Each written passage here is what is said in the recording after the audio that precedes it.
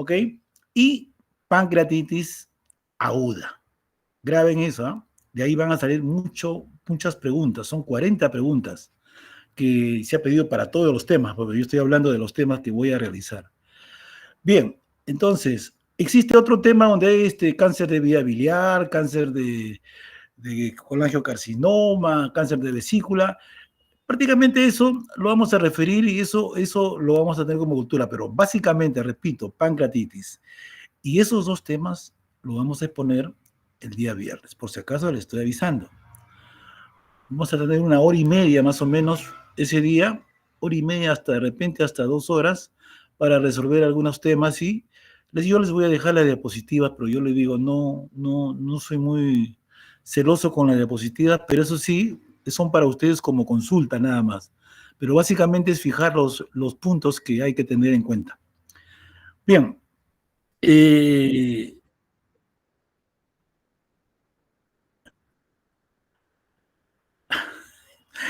Cuidado, dentro de todas las cosas que he dictado, porque el examen es teórico, ¿ok? Porque ustedes van a tener una nota de las intervenciones de ahora, ¿no? Van a tener una nota de los conversatorios, van a tener una nota de los casos clínicos, ¿verdad? Este examen es de las clases teóricas, por eso les digo, tranquilo. Esofagitis de reflujo con todas sus repercusiones. Cáncer esofágico, los temas que he dictado, pues, ¿no? ¿Ok? Por ahí, pues, acalasia, algunas cositas que pueden pasar, pero básicamente, repito, esofagitis de reflujo. En el siguiente tema es patología del árbol biliar. Ese es otro ítem importante. Lean. Ahí también tienen varias preguntas ahí. Y eso todavía no lo hemos hecho, lo vamos a hacer el viernes. Porque si el examen era el sábado, lo hacíamos mañana, pues. Vamos a hacerlo el viernes, así que tranquilo. Les pido que asistan, por favor. Y pancreatitis aguda. ¿Ok? Hoy, el día, ¿cómo se llama? El día viernes, ahí les voy a explicar todas las cosas y ustedes, yo creo que sí van a fijar algunos conceptos, ¿no? Ya, ¿está de acuerdo entonces? Pancreatitis aguda, todo el árbol biliar, colecistitis, colitiasis, colangitis, todo lo que es árbol biliar y todo lo que es esófago en relación a enfermedad inflamatoria, reflujo gastroesofágico, cáncer de esófago, de repente acalasia, de repente una cosita, pero más son esos temas que he repetido. Si quiere ponerlos entre resumen de resumen, esofagitis por reflujo, árbol biliar con todas sus repercusiones y pancreatitis aguda. Esos son los temas principales que tienen más preguntas. Y hemos hablado bastante de esofagitis, hemos tenido un caso de esofagitis reflujo. Mañana, el viernes, perdón, nuevamente, vamos a hablar de la patología que sí. Son dos temas importantes que sí. Y yo tengo varias preguntas porque yo antes tenía todo el pool de preguntas de todos los exámenes, de todo. Y nuevamente yo había encargado para que se vaya al juego de preguntas. Bien, muchachos, sin quitarles tiempo, yo entonces quedamos así, ¿ya? La hora, igual, 8 de la mañana. 8 de la mañana, 8 de la noche, el día viernes, por favor, hagan su agenda bonito. 1 hora y media, máximo 2 horas. Más de 2 horas no vamos a hacer ya, no vamos a cansar. ¿Ya? Y se las voy a dejar al delegado ¿cómo se llama? Las diapositivas, pues, para que puedan ustedes como consulta nada más. Bien, entonces, sin más, ¿alguna pregunta, delegado?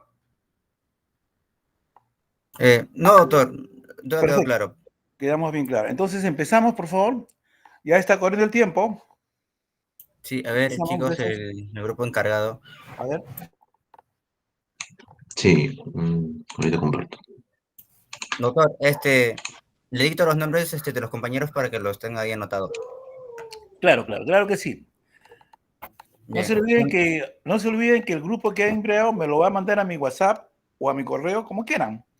El tema que han desarrollado con todos sus respectivos nombres también, ¿ya? Bien. Ya, listo, doctor. A ver, chicos, ya pueden empezar. Ok, buenas noches con todos. Vamos a iniciar la presentación. El día de hoy vamos a hablar acerca de diarrea aguda y crónica. Siguiente. ¿Fiorella, verdad? Sí, Fiorella Orgaz. Ok. Siguiente. Bien. Primero voy a iniciar definiendo el concepto de diarrea. Según la OMS, la diarrea son deposiciones de 3 o más veces al día o con una frecuencia mayor que la normal para la persona, de heces sueltas o líquidas. La epidemiología, según lo que encontré en la OMS, indican que la diarrea es la segunda causa de mortalidad en el mundo, especialmente en niños menores de 5 años y en adultos mayores en países en desarrollo. A nivel mundial, cada año se producen casi 1.700 millones de casos de enfermedades diarreicas infantiles. Bien, respecto a la fisiología, el proceso normal que tiene el cuerpo en el sistema digestivo, inicia con la ingesta de alimentos. Aproximadamente consumimos de 1 a 2 litros de comida. Se ingieren diariamente a través de alimentos y bebidas. Luego sigue su tránsito por el tubo digestivo, llegando al intestino delgado. Y esta sección del cuerpo aproximadamente recibe 7 litros entre lo que es secreciones digestivas, bilis, jugo pancreático y secreciones alimentarias. Luego pasa al intestino grueso. Después de pasar por el intestino delgado, 1 a 2 litros de quimo. Y luego se expulsan 100 mililitros. Eso va a representar el volumen que se excreta en las heces. La mayor parte va a ser absorbida por el intestino delgado, y para eso también se va a ayudar el sistema digestivo de contracciones peristálticas y contracciones segmentarias. En el caso de las peristálticas, van a ayudar a mover el contenido intestinal hacia adelante en el tubo digestivo, y las segmentarias van a mezclar el contenido intestinal para asegurar la absorción adecuada de nutrientes y agua. Siguiente, por favor.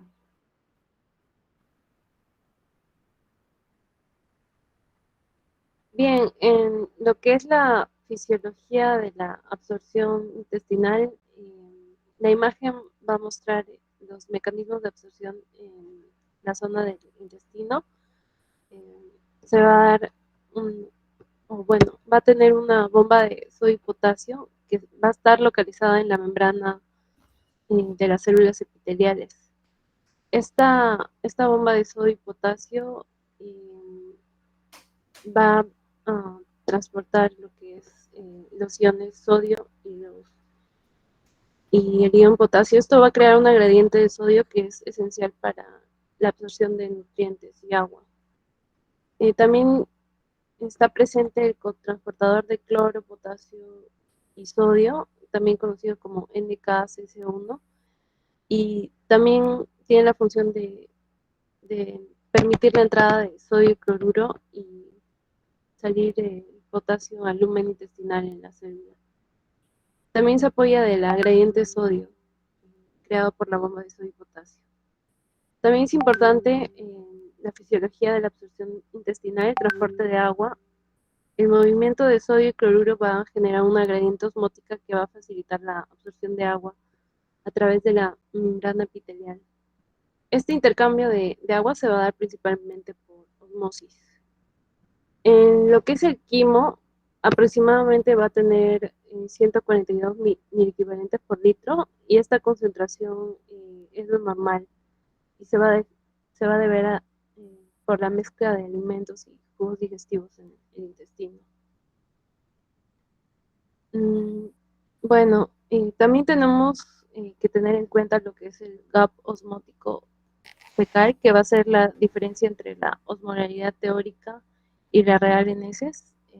Los valores normales son menores a 100 miliosmol por kilogramo, pero lo usual es que sea menor a 50 miliosmol por kilogramo. Este gap osmótico se va a calcular por una fórmula que está escrita, es 290 menos 2 veces la concentración de sodio más potasio, y esto se va a ver alterada en lo que es la diarrea, principalmente la diarrea osmótica y la secretora.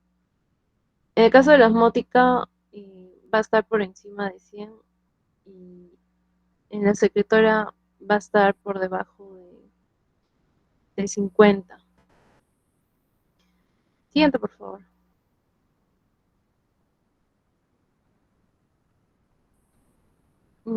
Bien, respecto a la clasificación, tenemos que se va a clasificar por el tiempo, principalmente en aguda, cuando los síntomas tienen menor a 2 semanas, y la diarrea crónica cuando los síntomas tienen duración mayor a 4 semanas. En el caso de la aguda tenemos, por ejemplo, las diarreas infecciosas, pueden ser de origen viral, causadas por rotavirus, norovirus, apovirus, por ejemplo. Las bacterianas, por la Shigella y la Salmonella. Las parasitarias, por ejemplo, por entamoeba histolítica, Giardia lamblia y criptosporiosis. Las diarreas por enterotoxinas, por ejemplo, las causadas por el cólera, Escherichia coli enterotoxigénica, Clostridium perfringens. También tenemos las diarreas por fármacos, como los que causan ciertos antibióticos, lactulosa, laxantes, sorbitol. En caso de diarreas agudas, también tenemos que hacer una diferencia en lo que es diarrea funcional y diarrea orgánica. En el caso de las diferencias principales, en la funcional es que no va a tener una causa orgánica identificable relacionada con la función intestinal, pero la orgánica sí tiene una causa identificable y definida, como por ejemplo infecciones, inflamación, tumores. También se diferencian en lo que es los síntomas. Por, por ejemplo, en la funcional son síntomas menos graves, menos intensos. Van a incluir dolor, distensión, urgencia. En cambio, en la orgánica los síntomas suelen ser intensos, más severos. Y también se asocian con otros síntomas como fiebre. En el caso del diagnóstico, la funcional va a tener criterios clínicos y la orgánica se descarta cuando no se encuentran causas relacionadas con patologías infecciosas. Bien, también se divide en diarrea crónica, en diarreas osmóticas, por ejemplo, por elementos exógenos, laxantes, lactulosa, hidratos de carbono, diarreas secretorias, por ejemplo, la etiología del síndrome de Zollinger-Ellison, síndrome carcinoide, diarreas inflamatorias como las causadas por la enfermedad de Crohn, colitis ulcerosa, la salmonelosis, las diarreas por dismotilidad, como en el caso de la diabetes mellitus, hipertiroidismo, síndrome del intestino irritable, esclerodermia, y las malabsortivas, que se asocian a enfermedades celíacas, pancreatitis crónica y enfermedad de Whipple. Siguiente, por favor.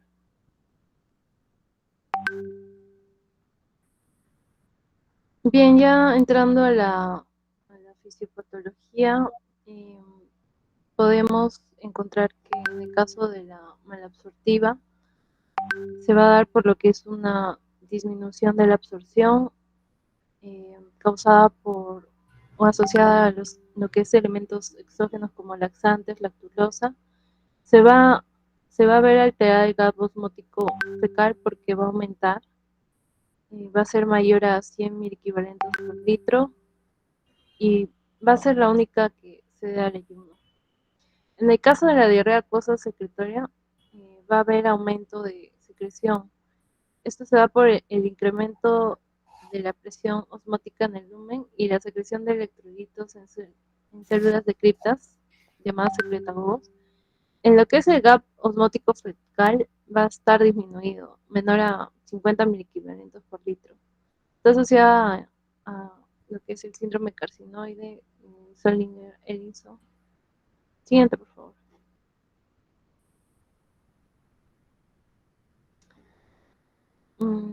En el caso de diarreas inflamatorias, se da por lo que es inflamación de la mucosa intestinal y daño del enterocito y uniones estrechas. Esto va a alterar lo que es la permeabilidad. Se va a elevar la secreción intestinal y motilidad y liberación de mediadores proinflamatorios como citoquinas, leucotrienos, prostaglandinas, histaminas. Esto va a atrofiar la vellosidad y también se va a encontrar lo que es hiperplasia de criptas. Luego también tenemos la diarrea por dismotilidad. Se va a alterar, se va a ver una alteración en lo que es la motilidad intestinal, lo que va a reducir el tiempo de tránsito intestinal y a su vez el tiempo de absorción. Se asocia a causal no definido como drogas, toxinas, ansiedad. También van a participar lo que son sustancias del sistema nervioso como catecolaminas, acetilcolina, el receptor 5-HT, histaminas y el óxido nítrico. Las patologías asociadas a esta diarrea por dismotilidad son hipertiroidismo, diabetes mellitus, trastorno digestivo funcional. Bien, doy pase a mi siguiente compañero. Muy bien, Fiorelita. Hay que tener un poquito más, resumamos un poquito más para desarrollar con algunas preguntas.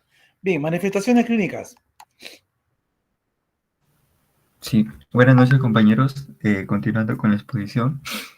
En manifestaciones clínicas vamos a tener algunas generalidades. Primero, darle importancia al aspecto de las heces. Estas pueden ser acuosas o sanguinolentas, dependiendo de la etiología. Luego tenemos presencia de la fiebre, que ya nos estaría indicando un problema más por el lado inflamatorio y sistémico. La presencia de dolor abdominal, náuseas, vómitos y también deshidratación. La cronicidad, mientras más se cronifique esta diarrea, pues mayor pérdida de alimentos y mayor malnutrición tendría el paciente. Entonces, podríamos encontrar en estas pacientes signos de desnutrición y en caso de niños se vería comprometido el retraso del crecimiento. Ahora, identificando más por la parte anatómica, las manifestaciones clínicas según el lugar donde se esté produciendo. Tenemos que cuando el daño o el problema se encuentra a nivel del intestino delgado o el colon proximal, esta diarrea va a ser un poco mayor en volumen, una diarrea muy voluminosa, a diferencia de cuando hablamos de una diarrea a nivel del colon o recto, esas suelen ser de poco volumen.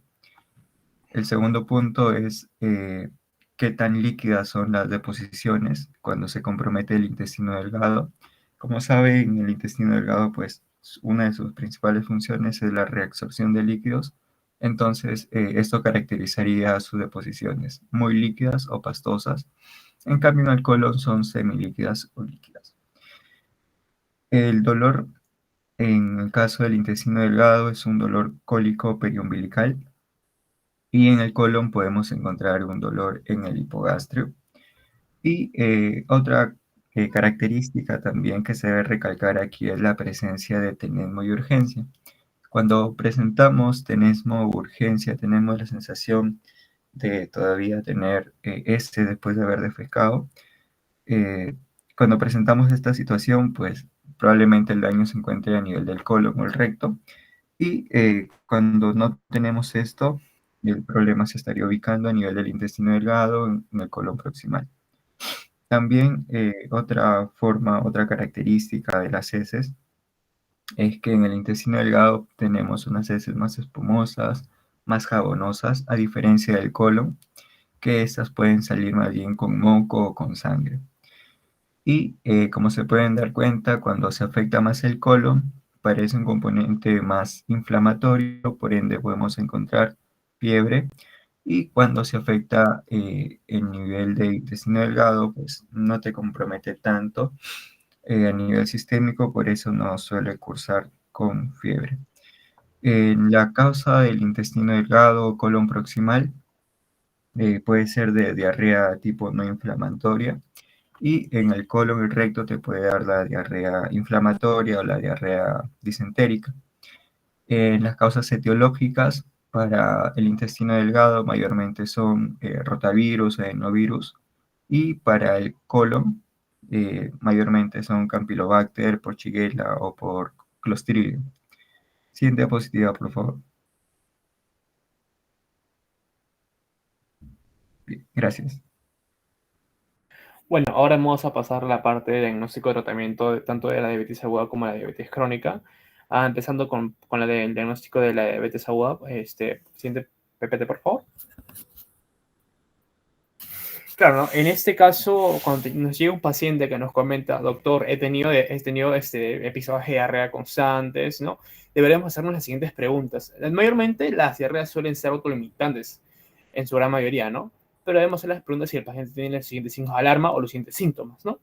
Por ejemplo, si esta diarrea suele causarle un aumento de la sed o una fatiga o algún mareo, ¿no? O si está acompañada de fiebre o si el paciente tiene una disentería anterior o si estas diarreas causan interrupción del sueño o si es un paciente inmunocomprometido, ¿no? Como pacientes con VIH o a pacientes mayores también, ¿no? Y si en caso nos digan no el paciente, podremos sospechar, por ejemplo, de una enteritis viral, un cambio de medicamentos o una Escherichia coli, ¿no? Enterotoxigénica. Y si en caso nos diga que sí, a estos síntomas de alarma, podríamos sospechar, ¿no? A una isquemia colónica o una obstrucción intestinal intermitente o una infección, ¿no? Probablemente enterohemorrágica, ¿no? Que presenta, pues, como su nombre lo dice, hemorragia. Siguiente EPT, por favor. ¿Y cómo deberíamos abordar a un paciente con diarrea, ¿no? Porque también tenemos que analizar la parte semiológica, la parte de las preguntas al paciente. Por ejemplo, podemos decirle, ¿no? Usted tiene dolor abdominal. Si es así, ¿dónde se localiza, no? Que nos señale exactamente dónde poder localizarlo. Si nos señala en la zona periumbilical, podríamos sospechar, ¿no? Propiamente de una patología de intestino delgado. Si es abdominal inferior, podemos sospechar del grueso, una colitis ulcerosa, una disentería bacteriana o un virus herpes simple, ¿no? Tipo, generalmente, ¿no? Una gonorrea o una clamidia. Si el paciente tiene tenesmo, podemos sospechar, ¿no? De una inflamación, ¿no? Anorrectal, como en la colitis ulcerosa. Y así sucesivamente. Siguiente EPT. Por ejemplo, si el paciente tiene algunos síntomas asociados, ¿no? Como es el meteorismo, ¿no? Podemos sospechar, ¿no? De un síndrome de intestino irritable, o el paciente podría tener intolerancia a la lactosa, o también un episodio de enteritis viral, una administración de antibióticos, bueno, que las cuales causan contraindicaciones o causan complicaciones con el paciente, o una dispepsia no ulcerosa, ¿no? Si el paciente notó un aumento en la cantidad de flatos o bueno, gases, por así decirlo, ¿no? Podemos sospechar también en un sí, en síndrome de intestino irritable, una mala absorción de los carbohidratos, o una enteritis viral otra vez, ¿no? Y si el paciente al momento de hacer estas deposiciones no siente cierta sensación de esfuerzo, urgencia, evacuación incompleta, ¿no? Podríamos sospechar también de una colitis ulcerosa, otra vez un síndrome de intestino irritable, una proctitis, y si están acompañadas de náuseas y vómitos. Ahí ya podría indicar, ¿no? Náusea y vómitos podría ser una gastroenteritis, ¿no? Una gastroenteritis viral o una obstrucción intestinal, ¿no? Siguiente PPT. Bueno, claro, esa es una pregunta bastante importante. A veces llegan pacientes que, por ejemplo, después de un festival de comidas, ¿no? Hay episodios de diarrea, por eso también es importante preguntar qué ha comido, cuándo comió y si eso está relacionado con los síntomas, ¿no? Por ejemplo, si por ejemplo el paciente comió 6 horas antes, ¿no? Después de la digestión, en un lugar insalubre o un lugar antigénico, por así decirlo, podemos sospechar de un estafilococos, ¿no? Un estafilococos aureus, ¿no? Que está relacionado a veces con el consumo de mayonesa, huevos y lácteos, ¿no? O un bacillus cereus, ¿no? Clásicamente después de comer ese arroz frito bastante. Y así sucesivamente relacionarlo con las horas, ¿no? Siguiente PPT, por favor. Bueno, ahora entrando a la parte de las pruebas de laboratorio, lo principal que se debe poner en un paciente con diarrea, ya sea aguda o crónica, podría ser, ¿no? Un hemograma completo, un AGA, una prueba de función renal, un perfil hepático, un perfil de coagulación, ¿no? Para la detección precoz, ¿no? De coagulopatías ocasionadas por sepsis, y en este caso leucocitos y sangre oculta en S, que es lo que más nos interesa en este caso, ¿no? Por ejemplo, ¿no? Si el paciente tiene unos leucocitos elevados, ¿no? Mejor dicho, 3 por campo, podremos sospecharnos ya de una propia etiología inflamatoria que podría estar afectando el colon.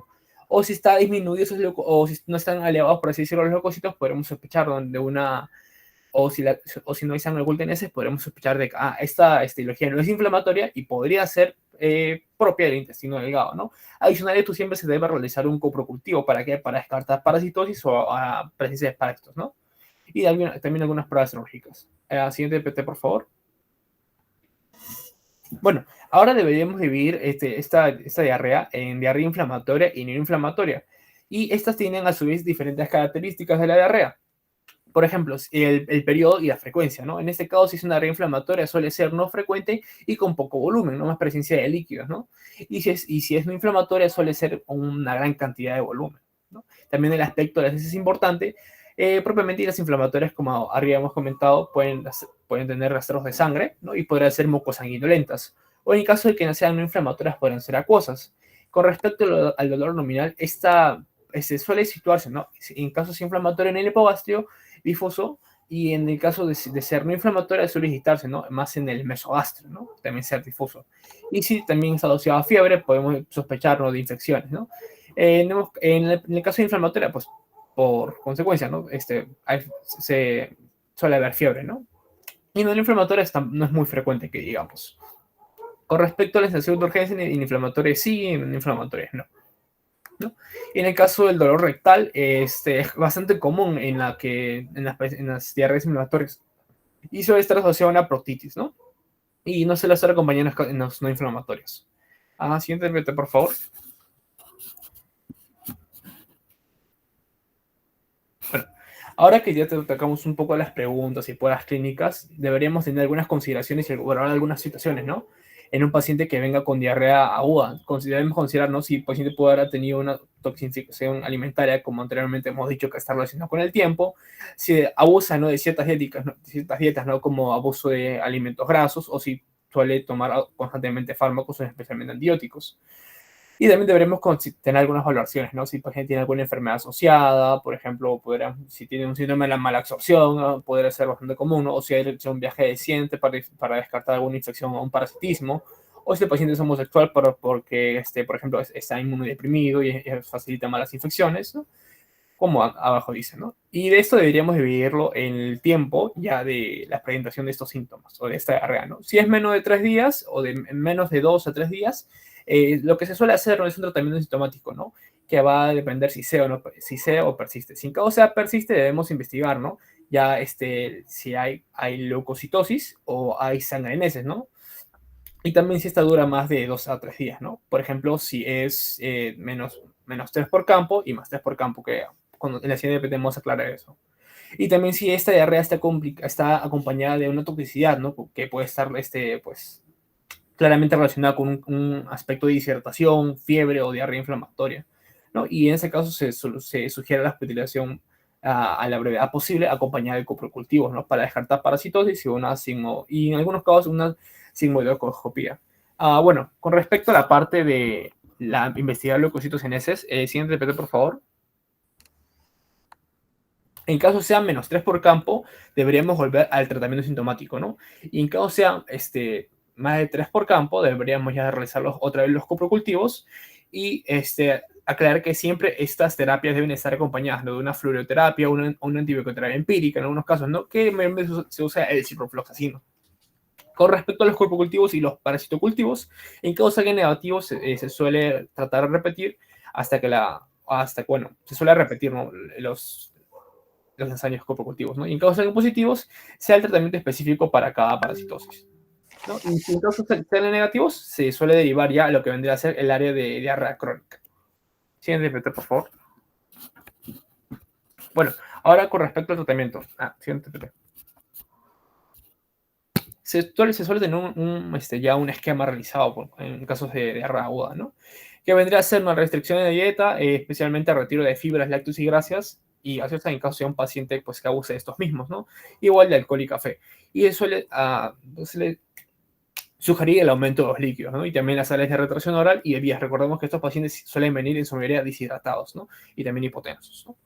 Y también en algunos casos colocar hidratación parenteral, como dextrosa 5% en agua destilada o electrolitos por vía endovenosa periférica, ¿no? También se suele colocar sales de bismuto, antidiarreicos como la loperamida y antibióticos. Siguiente, por favor. Bueno, casi tiene un breve algoritmo para el manejo de una diarrea infecciosa aguda. Siguiente, por favor. Y con respecto a la antibioterapia, se suele dividir en su mayoría según la etiología de esta diarrea. Por ejemplo, por una diarrea por Shigella SP, se suele usar en su mayoría el ciprofloxacino. En una diarrea, por ejemplo, por Campylobacter, acitromicina y erythromicina. Y por Clostridium difficile, se suele usar metronidazol y vancomicina, ¿no? En este caso, sea una diarrea secretora por toxina bacteriana, se suele usar racadrotilo, ¿no? Que es un inhibidor en sí de la encefalasa. ¿No? ¿Entiende, DPT? Bueno, le dejo mi compañero. Muchas gracias, compañero. compañero. Buenas noches, doctor y compañeros presentes. Vamos a hablar acerca del diagnóstico y tratamiento de la diarrea crónica, ¿no? Y hablamos de la diarrea aguda. Primero, como está diferenciando la aguda, tiene que durar menos de 14 días, ¿no? Y la diarrea crónica, más de 30 días o un mes. Ahora, ese tiempo en medio entre 14 y 29 días se le conoce como diarrea persistente. Y seguramente escucharon cuando mi compañero hablaba de diarrea crónica, diarrea aguda, perdón, mencionaba muchos agentes microbiológicos, ¿no? Sin embargo, en el caso de la diarrea crónica, el 90% de los casos están en relación a enfermedades inflamatorias, ¿no? Cáncer de colon o síndrome de intestino irritable, ¿no? Alejándonos un poco de las causas infecciosas. Acá tengo un pequeño algoritmo sacado de un libro muy interesante acerca de cómo hacer la valoración, todo este diagnóstico, proceso diagnóstico de un paciente con diarrea, ¿no? Primero iniciamos con lo que es la valoración clínica, ¿no? Todo lo que hemos conversado con mis compañeritos. Por ejemplo, la frecuencia de las deposiciones, ¿no? La duración de la diarrea, el aspecto de las heces, presencia de signos de alarma, todo eso que puede acompañar a la clínica, ¿no? Hacemos las pruebas iniciales, ¿no? Que puede ser, por ejemplo, un hemograma, proteína C reactiva, por ejemplo, prueba de función tiroidea, entre otros, ¿no? O también quizás examen de heces buscando parásitos, por ejemplo. Y puede que en caso de necesidad, pues tengamos que usar, por ejemplo, dosar la vitamina B12, ácido fólico, calcio, albúmina, ¿no? Quizás por motivos nutricionales. Y o incluso pruebas dirigidas a inmunodeficiencias, ¿no? Ahora, esta es una sospecha que podemos tener en sí, ¿no? Sospecha de cáncer colorectal, enfermedad inflamatoria intestinal, sospecha de enfermedad celíaca, diagnóstico de síndrome de intestino irritable, trastorno de digestión o absorción y otras causas, que vamos a ver poquito a poquito, ¿no? Primero este pequeño bloque. Ahora, en caso de una sospecha de cáncer colorectal, pues procedemos con una colonoscopia, ¿no? Que nos permite ver lo que es la morfología, ¿no? Del colon. En caso de una sospecha de enfermedad inflamatoria intestinal, perdón, vamos con una ileonoscopia con biopsia. Y sospecha de afectación del intestino delgado con una resonancia magnética, ¿no? En caso de una sospecha de enfermedad celíaca, podemos ir con una gastroduodenoscopia con biopsia y diagnóstico de síndrome de intestino irritable. Si podemos diagnosticarlo, si es que cumple con los criterios de Roma, ¿no? Roma 4. Ahora vamos con este bloque pequeño de trastorno de digestión o absorción. Como tal, tenemos el trastorno de digestión o absorción de grasa, por ejemplo. Podemos buscar lo que es las heces o pruebas de imagen del páncreas, ¿no? Por ejemplo, resonancia magnética o eventualmente tomografía computarizada. En el caso de lactosa, puede ser un test de hidrógeno expirado con 25 gramos de lactosa. Este es un test muy interesante porque lo que nos mide es cuánto hidrógeno expiramos después del consumo de lactosa, ¿no? Y estaría inventado en caso de intolerancia a la lactosa. Lo que es de ácidos biliares, podemos dosificar el C4 en suero, la concentración de ácidos biliares en heces, ¿no? Para ver cuántos son los que terminan siendo excretados por las heces al final. Y otros nutrientes, ¿no? Podemos en esos casos hacer una sospecha de SIBO. ¿Qué es SIBO? Es sobrecrecimiento bacteriano del intestino delgado, ¿no? ¿Qué consiste? Es como un traslado, ¿no? De manera muy sencilla, un traslado de las bacterias, ¿no? De la flora bacteriana del colon hacia el intestino, ¿no? En este caso, pues procederíamos con una antibioterapia empírica. Y si no, pues podemos considerar repetir la enterografía o el método de análisis que elijamos, ¿no? El intestino delgado. Ahora sobre otras causas. Tenemos lo que es la colitis microscópica, ¿no? En este caso podemos hacer una colonoscopia con biopsia, diarrea por radioterapia. Esto, bueno, se puede suponer o sospechar de acuerdo a los antecedentes del paciente, ¿no? Si tiene tratamiento de radioterapia por cáncer, por ejemplo. Una fístula, esto, bueno, mediante imágenes abdominales y o pélvicas, ¿no? Por ejemplo, podemos a lo que es analizar el tránsito del intestino delgado, ¿no? Con una resonancia magnética o tomografía computarizada. Y causas raras, ¿no? Que son poco comunes, pero si en caso no encontramos las demás causas, pues podemos empezar por acá. Un tumor funcionante, por ejemplo, ¿no? Podemos ir con las hormonas BIC, por ejemplo, ¿no? Que es el péptido intestinal vasoactivo, ¿no? Que puede encontrarse incrementado en el caso de un lipoma, ¿no? Gastrina, glucagón, ¿no? Por ejemplo. Y el 5-HIA en orina, ¿no? No me acordaba no me acuerdo, es imposible que me acuerde qué significa esto, así que está ácido 5-hidroxinolacético. ¿Qué es esto? ¿Qué es esta sustancia? Bueno, son sustancias liberadas en tumores carcinoides, ¿no? El tracto gastrointestinal. También en pulmonares incluso, pero lo que menos importa es en tumores gastrointestinales, ¿no? Y sospecha de diarrea provocada por los pacientes, ¿no? Podemos buscar determinación de, por ejemplo, de laxantes en orina, ¿no? De magnesio y fósforo en heces, por ejemplo, ¿no? En este caso, considerar la observación hospitalaria, ¿no? Para ver si es que que el paciente no tiene acceso a ningún tipo de laxante, o puede que por motivos psiquiátricos lo consuma, y pues ahí podemos discernir, ¿no? Ahora el tratamiento de la diarrea crónica. Como tal, eh, la diarrea es un síntoma, ¿no? Síntoma. Por lo tanto, está asociado a un agente etiológico. Tenemos que tratar ese agente etiológico, ¿no? Que ya se puede hallar mediante el algoritmo que hemos visto anteriormente. Y también hay indicaciones para la hospitalización. ¿En qué casos, no? En caso de una deshidratación grave, por ejemplo, una pérdida mayor al 10% de la masa corporal o haya manifestaciones de shock, hay que estar mucho más atentos en caso de que el paciente tenga edad avanzada, no sea una persona mayor, un viejito, porque pues ahí hay que tener mucho más cuidado con su estado de salud, ¿no? También puede que presente un estado general grave o un fracaso o imposibilidad de rehidratación. ¿Qué quiere decir esto? Imposibilidad de rehidratación quiere decir que tenga vómitos persistentes, de rehidratación vía oral me refiero, que tenga vómitos persistentes, un milio paralítico, ¿no? En esos casos es imposible hacer una rehidratación oral, por lo tanto también se puede indicar la hospitalización. O también en caso de que haya fracaso en la rehidratación, ¿no? Que se intente, pero no se logre el objetivo y ya pues sea necesaria la hospitalización. Tratamientos, otros trastornos, por ejemplo, puede venir acidosis metabólica, de manera secundaria, una hipernatremia, hiponatremia, todos esos tipos de trastornos que pueden ir secundarios a las diarreas, también tienen que tratarse, ¿no? Estar atentos, ¿no? Con esos tipos. La hidratación, ¿cómo se hace la hidratación? Vienen dos fases, ¿no? La reposición de las carencias, ¿no? La rehidratación como tal, y el tratamiento de mantenimiento. Como tal, tiene que hacerse mediante suero, ¿no? Si es un paciente sin signos de deshidratación, tiene que ser a 20 miligramos por kilo, ¿no? 20 mililitros, perdón, por kilo. Si hay una deshidratación leve, unos 40 mililitros por kilo, y si esa es moderada, 70 mililitros por kilogramo. En caso sea necesario aumentar más, puede hacerse por 5 miligramos por kilo por episodio diarreico, ¿no? Si el paciente tiene, no sé, 4 episodios en el día, por ejemplo, unos 20 mililitros más, en caso que sea ya, se necesite que esto no sea suficiente, ¿no? Hay que hidratar hasta que el paciente no tenga esté saciada su sed. Y con el mantenimiento, pues eso se tiene que hacer hasta que ya cesen solamente la cantidad necesaria de líquido por día, ¿no? No hay una cantidad fija, sino que el paciente necesite por día, restando la administrada por los alimentos, las comidas, ¿no? Eso tiene que administrar hasta que cesen las cámaras diarreicas. Medicamentos antidiarreicos, ¿no? Tenemos la loperamida bioral, una dosis única de 4 miligramos y luego 2 miligramos por cada deposición diarreica, ¿no? Y también tenemos otra opción que es la octreotida, ¿no? Que es vía subcutánea, que pues generalmente es 300 a 600 microgramos por día, ¿no? Y bueno, existe también una versión incluso inyectable, ¿no? De acción prolongada, que es de uno por mes incluso, ¿no? Pero esto es en caso de pacientes que requieren tratamiento prolongado, ¿no? Que no es algo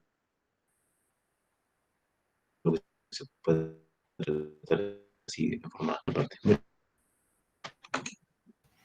Bien, muchas bien, muy bien. Por favor, el grupo me envía al WhatsApp o a mi correo, se ponen de acuerdo con el delegado para enviar con sus respectivos nombres.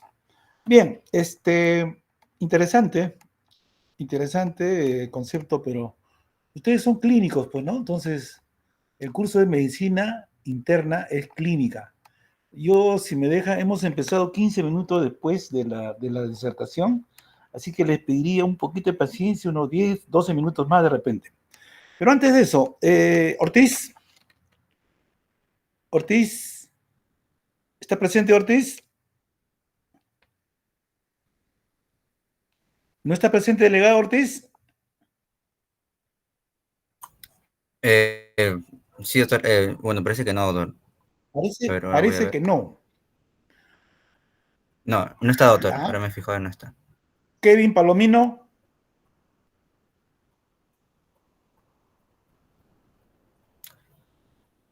Delegado Kevin Palomino. Dígame, no lo conozco, o sea, no sé, ¿no ha venido o no está viniendo al curso? Sí, doctor, sí está viniendo, pero a ver, tampoco se encuentra, doctor. Tampoco No, se encuentra. sí se encuentra. Kevin. ¿Dónde está Pero, Kevin? A ver. Kevin, ¿escucha? Kevin, ¿un comprendido? Sí, doctor, sí. Buenas. Muy bien, Kevin, muy bien, Kevin. Ya te estaban dando por ausente, Kevin. ¿Cuáles son los mecanismos de la acción cuáles son los mecanismos de la diarrea? Mecanismo de acción de las diarreas que usted conoce. Mm, No estoy tomando examen, estoy conversando con ustedes, ¿ah? ¿Usted ha tenido alguna vez bueno, supongo que sí, si no, no sería cristiano, ¿no? No sería humano, ¿no? ¿Ha tenido usted diarrea en toda su vida? Imagino que sí, ¿verdad? ¿O no? sí, doctor. Sí, sí. ¿A qué pasó? O sea, ¿cuál fue el mecanismo? ¿Por qué tuvo la diarrea? Yo hablo simplemente en diagnóstico fisiopatológico, o sea, el mecanismo de acción de la diarrea. ¿Conoce uno de ellos? Al final usted me va a contar su historia de su diarrea y vamos a analizar su caso. Muy bien, Kevin. A ver, vamos a preguntarle hacia al champú, como se dice, Villanueva. Elizabeth, ¿está? Sí, doctor. Villanueva. Dígame usted un mecanismo de diarrea que usted conoce.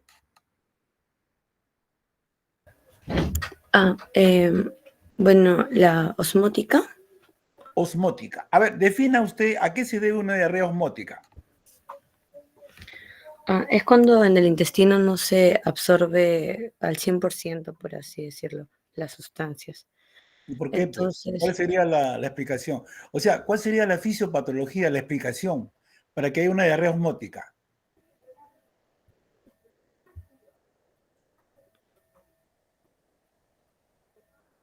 mm, era que el agua de estas sustancias se va a retener en el lumen intestinal, ¿no? Para que pueda equilibrarse la concentración de los solutos.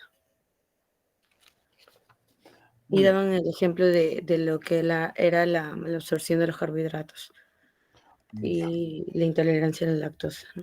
ya. Muy bien. Villegas, Edgar. Sí, doctor. Otro mecanismo que usted conoce, Podría ser la diarrea secretora, doctor. secretora. ¿Cuál es el mecanismo de la diarrea secretoria? O sea, ¿por qué existe diarrea secretoria? O sea, es como, por ejemplo, que hay una noxa que esté causando justamente una secreción excesiva, ¿no? ¿Pero por qué, De, pues? ¿Cómo? ¿Por qué? ¿A qué se debe? Por ejemplo, alguna infección o alguna tumoración. Una tumoración. Vayan pensando ustedes a lo que lo estoy preguntando. Bueno, de obvio es que han tenido diarrea. O sea, yo voy a voy a hablar de punto de vista académico 4 mecanismos importantes, ¿no? Donde está incluido la asociación impedida, pero vamos a hablar de 4 mecanismos importantes con fines académicos. Bien, vayan pensando porque vamos a hacer un ejercicio al final. Me van a dejar 7, 8 minutos para darle unas 4 diapositivas nada más. Y falta más mecanismos, ¿no? Ruth Laurente. ¿Está presente Ruth Laurente? Sí, doctor. Ah, Estoy sí, presente. doctor. Buenas noches. Muy bien, Ruth. ¿Otro mecanismo que no hayan dicho sus compañeros?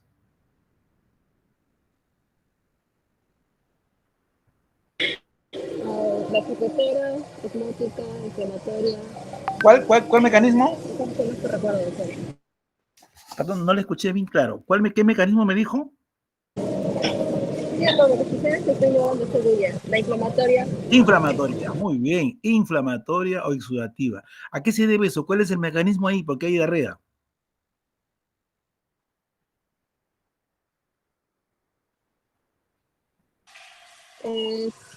Sí, doctor, sino que hay producción de sustancias, citocinas que van a estar proliferando en el intestino, entonces va a hacer que no se absorban correctamente los alimentos, los Muy bien, nutrientes.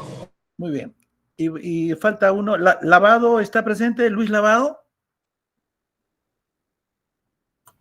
Sí, doctor. Lo que pasa es que me comunicó que se le había ido internet por un momento. Ahora ingresa. Ya. Olivera, el último. Sergio Olivera. Sí, doctor. Dime, hermano, ¿por qué? ¿Conoce otro mecanismo? Sí, por alteraciones de la motilidad. Muy bien. ¿Qué pasó ahí? Ya lo han dicho, compañero. ¿Y qué pasa ahí? En la primera diapositiva, el primer exponente casi agarró todo el tema. ¿Qué pasó ahí, Sergio? Pues que mayormente bueno, en esas patologías el tránsito intestinal está más acelerado, por lo cual no se puede dar una buena absorción de. Bueno, primero, no se puede dar. Bueno, No hay tiempo para que puedan hablar. No hay tiempo para absorber Bien, y vamos se a... pulsa muy rápido, provocando la Ya. diarrea. Muy bien. Delegado, no estoy tomando examen, estoy tratando de ver algunas cositas más, pero yo les pido algo. Para cuando ustedes tienen un cursillo, prepárense un poquito para que ustedes me puedan sacar provecho y preguntarme a mí y no quedarse con las dudas, ¿no? Para eso está su grupo que está ayudando, ¿no? Bien, voy a pasarles una diapositiva, me va a guiar John, voy a poner acá. A ver acá, abrir, ¿cómo puedo hacer? A ver, yo tengo acá el archivo ya en mi computadora. Me voy Sí, a los doctor. puntitos negros, ¿de acuerdo? Ya, puntito seguido, ya. Abro. Ya me he olvidado ya. ¿Qué digo acá? Sí, ¿Cómo doctor. entro? En su pantalla, en la parte de abajo, por donde están los iconos del Ya, micrófono y la pantalla, ya. hay un cuadrado con una flecha hacia arriba. Ah, ya lo vi. Ya, listo. Ya. Hace clic ahí y ponen compartir pantalla, ¿no? No, compartir pantalla completa, ajá. Acá está compartir. No, acá, ahí abrí eso, dice, elija lo que quiere compartir. No, no dice pantalla completa, ya. Ya, listo. Y luego compartir. Sí, ¿Sí? doctor. Sí.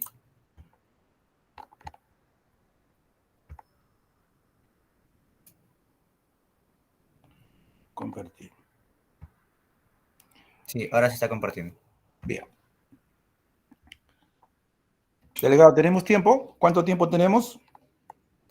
Sí, doctor, todavía son las 9 recién. Ya. Ok, muchachos. Yo les voy a dar un consejo, más que como profesor, como amigos, como colegas. Ustedes ya 2 días más y ya son gastroenterólogos. Discúlpenle, así les decía yo a mis alumnos de la práctica. Ya son ustedes cefalólogos, son gastroenterólogos. Ya no van a tener oportunidad, pero por favor, este curso no es para que ustedes califiquen y se dame las fijas, ¿no? Sin embargo, les voy a dar las fijas el día viernes, ¿no? Pero para que ustedes vean qué es lo que tienen para que piensen un poquito más. Pero esto debe quedar fijo, ¿no? Hay 3 grandes síndromes o grandes casos que sí o sí tienen que saberlo. Lo que es diarrea, sí o sí. Tienen que saber, así como saben sus números de su DNI, por lo menos lo más básico, pues, ¿no? El otro es hemorragia digestiva, igual, ahí hay que darle. Y todo lo que es el síndrome ictérico. Son los principales, ¿no? Dolor abdominal. El resto se va acoplando de acuerdo. Entonces, esto es una condición para que ustedes puedan entender, ¿no? Entonces, si yo les pregunto a ustedes, definan diarrea o de repente queo es una cosa, yo lo que voy a orientar son los objetivos clínicos nada más. Y podemos aplicar cualquier paciente que le ponga un casito, por ejemplo, ustedes orientan qué cosa está pasando. No le tengan miedo. El llegar del punto de vista clínico, tranquilamente llegan ustedes a un 95%. Y solamente con un examen, 2 exámenes, ustedes van a corroborar o comprobar lo que ustedes están pensando. O sea, que aquí no es estadística, si dice el libro, tiene esto, ya va a ser esto. No, hay que analizarlo y van enfocando. Cuando vamos, y voy a repetir lo que dije al comienzo, las enfermedades o son orgánicas o son funcionales. Cuando son orgánicas hay lesión macro o micro, o hay cambios en la estructura de la función, pero del enterocito. Eso es orgánico. Cuando no es orgánico, cuando es funcional, más orientado cuando es funcional a la parte de motilidad. Entonces, si ustedes clínicamente diagnostican que este es un trastorno de la motilidad, como dijo, aumenta la motilidad, ya no le da tiempo. Un ejemplo, por ejemplo, el colon irritable, más motilidad, diarrea, menos motilidad, estreñimiento. Motilidad y aumento de la motilidad y demora en la motilidad, dolor. ¿De acuerdo? Entonces, eso explica todos los síntomas, ¿no? Pero ahí no hay lesión, ahí no hay alteración orgánica. Y para decirles algo como ejemplo, como el representante del mecanismo de dismotilidad, aumento de la motilidad, En nuestro medio, colon irritable, hipertiroidismo y diabetes. El resto de ahí bajan, si todos esos tres, sobre todo el colon irritable, tranquilamente 80%, y después bajan cosas muy raras ya. Entonces, si ustedes diagnostican que es funcional, ya no tiene por qué usted preguntar, porque todo le va a salir negativo, pues. Y con 2, 3 preguntas, ustedes enfocan, ¿este es hombre o mujer? Este debe ser hombre porque no tiene mama. Ya, punto, es hombre, punto, ya. Ya no tiene que preguntarle si tuvo, qué día, qué fecha tuvo su menstruación. No, este es hombre. Comienzan ustedes a ver así. Así es en medicina. ¿Es agudo o es crónico, por ejemplo? Así, blanco, negro, y ustedes van eliminando. O sea, ustedes, la diarrea pues es un mundo, ¿no? Pero yo creo que con lo que le voy a decir, ustedes van a enfocar. Y les aseguro, si ustedes, pero eso tienen que tener un conocimiento mínimo basal, porque si no tienen un conocimiento, si no saben ustedes los mecanismos de la diarrea, no van a poder entender, pues, si no saben la fisiología normal, perdón, no se va a poder entender la fisiopatología, y si no saben la fisiopatología, no van a poder entender los mecanismos de acción. El diagnóstico de la enfermedad cae solito. El tratamiento va orientado al problema, nada más. Bien, ya no voy a decir cuál es la definición de diarrea, pero cuidado, tiene que ser la diarrea continua. No puede ser, mañana tengo diarrea, pasado mañana estoy estreñido, eso no, esos cambios en el ritmo evocatorio. Y es más, cuando uno define diarrea aguda y crónica, es muy importante, ¿no? 2 semanas, 3 semanas, en los libros van a encontrar hasta 4 semanas, ¿no? Yo a partir de la segunda semana ya estoy con el chip preparado ya. 3 semanas me confirma y sigo, ya cambia. Ya mi chip comienza comenzamos a pensar un poquito más qué está pasando, ¿no? Entonces, voy a orientarme en estos 10 minutos, sí, yo creo que sí, para que ustedes puedan hacer las preguntas. De repente lanzo un casito, para que ustedes puedan ir preguntando de qué se trata, ¿no? Bien, entonces, variables, pues, ¿no? Frecuencia. El paciente cuando va a la consulta dice, oh, tengo diarrea. El paciente sabe más que nosotros, ¿no? Entonces nosotros tenemos que saber qué cosa es diarrea, ¿no? Aumento de frecuencia, una variable, ¿no? Aumento o disminución de la consistencia, aumento de volumen, por su vez aumento de peso, ¿no? Mucho cuidado cuando hay fibras y sin aumento del peso, entonces cuidado, eso no es diarrea, pues es que la fibra no se absorbe, ¿no? Y lo otro, tiene que ser continua. Cuidado con los cambios en el ritmo evocatorio. Hay gente que a veces tiene diarrea, a veces tiene estreñimiento, a veces está normal. Entonces, eso no es diarrea. Pues, diarrea tiene que ser continua para poder entrar en el gran síndrome de diarrea, ¿no? Bien. Pero antes de eso, por favor, tomen nota en el sentido para hacer sus preguntas. Yo lo que quiero es que aprovechen. Ya lo dijo, esto lo hizo una de las... Fíjense ustedes esto, que no lo cambio. Miren la secreción oral por día, 1.5 hasta 2 litros. Aparte, o sea, normalmente la cantidad de líquido que tomamos en el agua, a media mañana, qué sé yo, con los alimentos, todo, ¿no? Hay las secreciones endógenas, la saliva, fíjate, 1 litro, sí, 1,5 litros, la secreción gástrica, la secreción biliar, la secreción pancreática. Estos son líquidos que secretamos internamente, ¿no?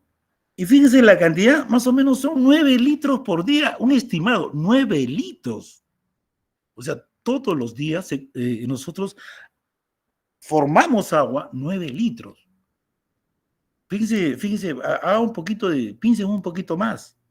Para que los 7.5 litros que quedan de esto se absorba en el intestino delgado. O sea, el trabajo que tiene el intestino delgado para absorber todo ese líquido que ha formado, ¿no?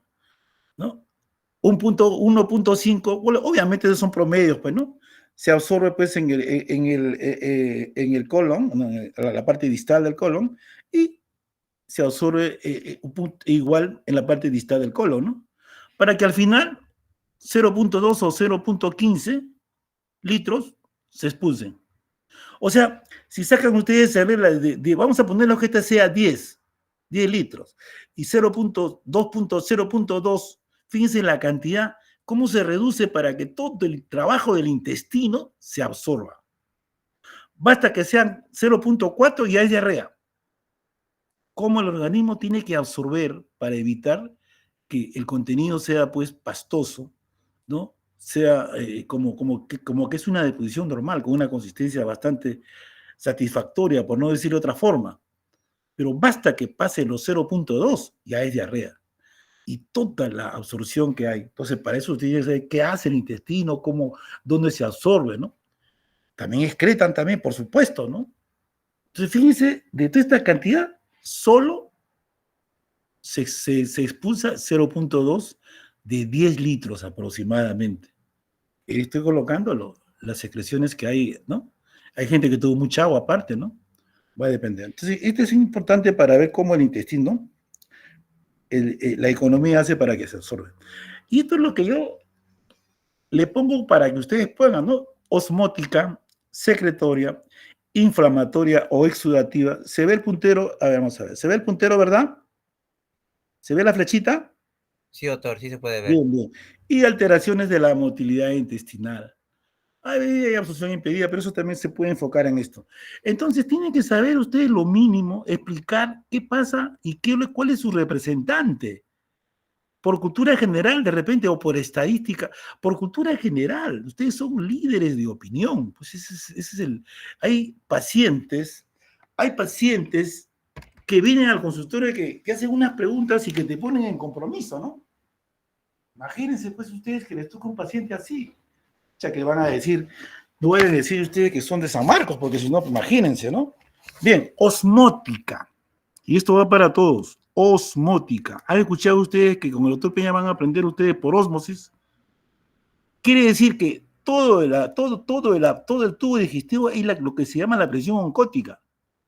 Es como cuando un huevo, disculpe la comparación, quieren enfriar un huevo, le ponen ustedes un vaso con agua bien fría, y miren ustedes, echan el huevo y el huevo se va enfriando, sacan el huevo y el agua está caliente. ¿Cómo compensa? ¿Me dejo entender? Si hay un soluto sumamente, con una presión oncótica más de lo que debe ser, entonces va a jalar el agua. Ejemplo, la intolerancia a la lactosa. Y le voy a hacer un ejemplo muy simple, para que ustedes fijen. Cuando yo hago colonoscopías, ya saben, ¿no? Ustedes ya son gastroenterólogos, pues, ¿no? He escuchado el último que han hablado de colonoscopía, ¿no? Pero antes de la colonoscopía hay que saber, hay que ganar esa colonoscopía, hay que adivinar qué cosa vamos a encontrar. No hay que adivinar, no hay que corroborar lo que hemos hecho, ¿no? Entonces, cuando yo preparo un examen, ¿sabes qué le doy? Le doy una sustancia hiperosmolar, polietilenglicol. Miren en sobres. Le doy 4 sobres que va a tomar, cada sobre mezcla en 1 litro de agua. Le estoy dando las indicaciones de la colonoscopía. Entonces, prepara 4 litros y le digo que tome un vaso cada 15 minutos. 3 a 4 horas termina el vaso porque cada vaso tiene más o menos 250 mililitros, acaba en 1 litro, acaba un día. Elimina todo. Descansa 1 horita más. Tranquilamente a las 12 del día estoy haciendo una colono, empezando a las 6, tranquilo, limpiecito, desde la boca desde el estómago hasta abajo. ¿Qué ha hecho esa sustancia? Ha jalado agua. Le doy una sustancia y jala. Entonces estoy aprovechando, estoy produciendo una diarrea osmótica. No iatrogénica, he provocado yo. O sea, estoy aplicando ese mecanismo para limpiar el colon. Y se acabó. Antes era pues con enemas, era pues un caos, era una ceremonia, ¿no? 3 días con dieta, con enema. Ahora no. El mismo día se puede hacer con esa preparación. Entonces, si ustedes identifican cuál es la sustancia hiperosmolar, la fructosa, los colorantes, los que mantienen la gaseosa, los preservantes, esas cosas que hay, la lactulosa. Nosotros damos lactulosa, que es un laxante osmótico, es el único que usamos, ¿ah?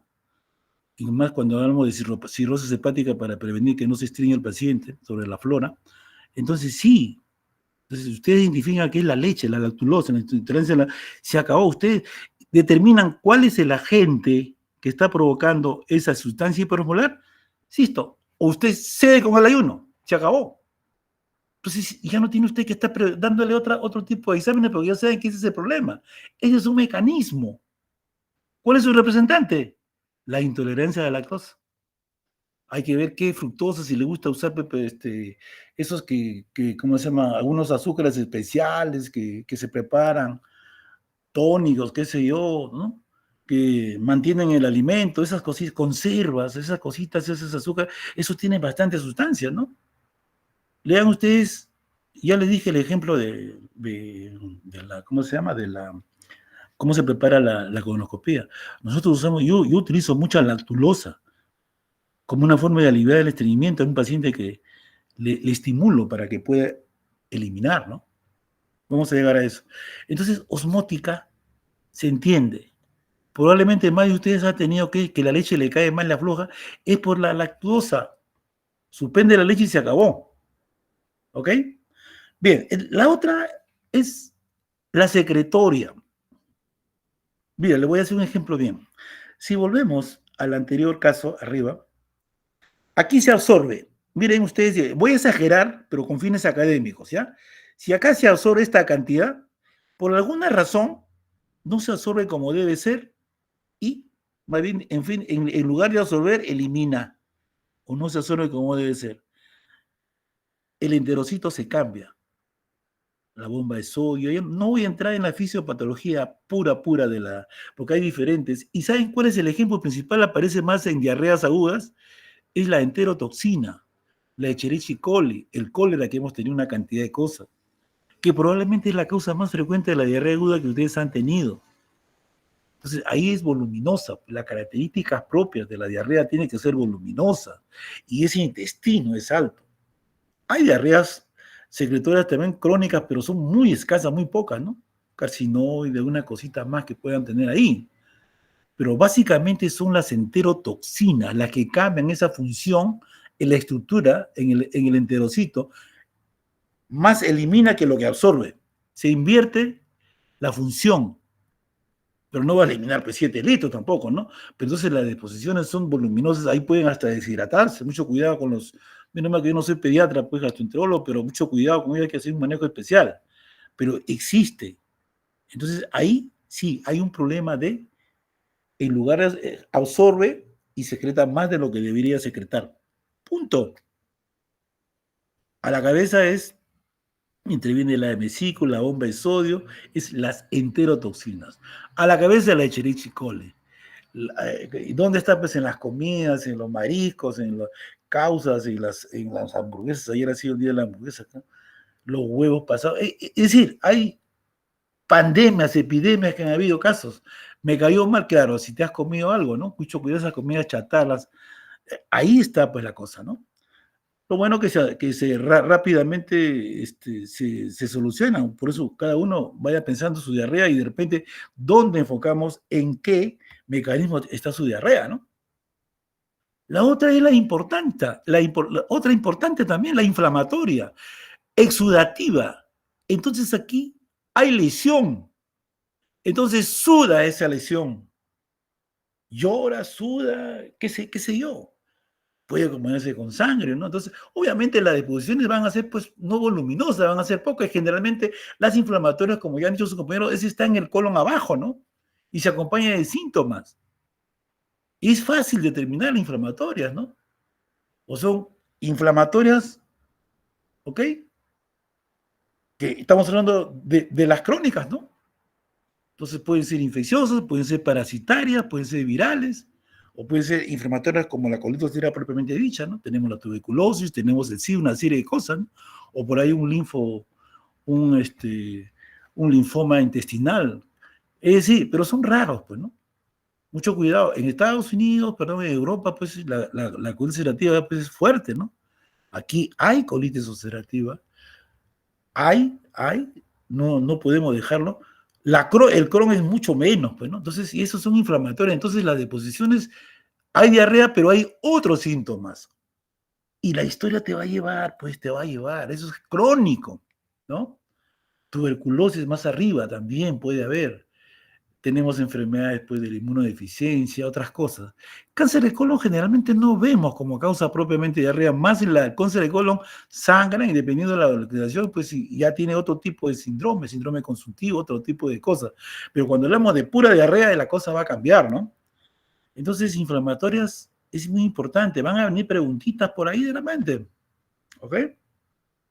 Y lo más frecuente que es en mujeres, pues lo que ya hablamos al comienzo, funcionales. El intestino se mueve, las alteraciones de la motilidad. Si se mueve más rápido, ¿ok? El ejemplo típico del colon irritable, como le dije antes, si se mueve mucho, patrón, diarrea. Si se mueve poco, patrón, estreñimiento, constipación.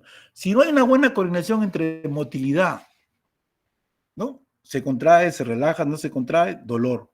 Esos son los patrones del colon irritable. Creo que el doctor Quino, que ha hecho la clase, a mí me hubiera gustado hacer esa clase, que es interesante, ¿no? Esa clase, ¿no? El intestino, que hay muchos factores ahí, ¿no? Entonces, ahí ve, ¿cuál es el representante de la motilidad? Le dije antes, colon irritable, la diabetes, el hipertiroidismo, por ahí otras cositas más que hay que buscarle, y se acabó, ¿no? Entonces, esos son los mecanismos principales que uno tiene que atender. Entonces, clínicamente, repito, clínicamente, ¿ustedes pueden llegar a diagnosticar? Claro que sí.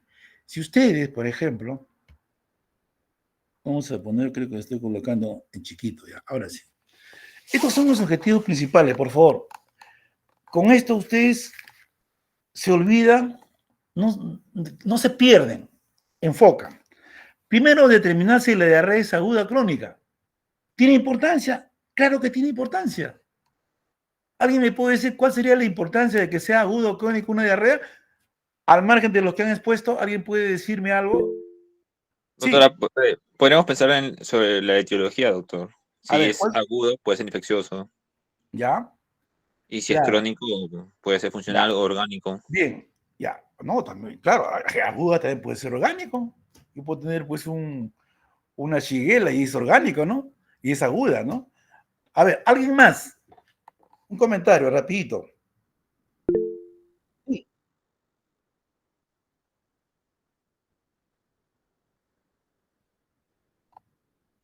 Bueno, que en crónicos hay una cantidad, doctores, de causas. Si voy a decir toda la causa, no vamos a acabar. Bien, yo les voy a ayudar rápido. Miren, si ustedes tienen una diarrea aguda, ya saben ustedes que es dos semanas, ¿verdad? Pues en la literatura van a encontrar, depende de cada región, ¿ah? Pero para mí, el límite, 2 semanas, mejor peco por exceso. 3 semanas me confirma, algunos hasta 4 le ponen, pero yo soy muy cuidadoso en eso. Las diarreas agudas, que probablemente lo han tenido ustedes, la mayor parte son infecciosas o iatrogénicas. Pero lo más importante de todo,